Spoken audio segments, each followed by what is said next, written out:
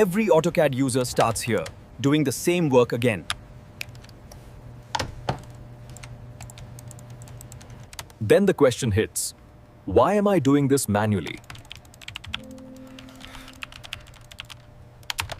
In this phase, it's not about creativity. It's about constraint management. Every millimeter has been calculated by someone, somewhere. The moment I define the parameters, I take back control. I stop drafting and start programming the draft. Control regained. It's not magic, it's just mechanics applied to language. Clean code isn't an aesthetic chose, it's an engineering standard. It's about minimizing entropy. Not elegant. This is the 4th revision this week. One command. Perfect results. Every time. We need to design the code with the same rigor as the machinery. Reusable code. Proper error handling. Good. Complete.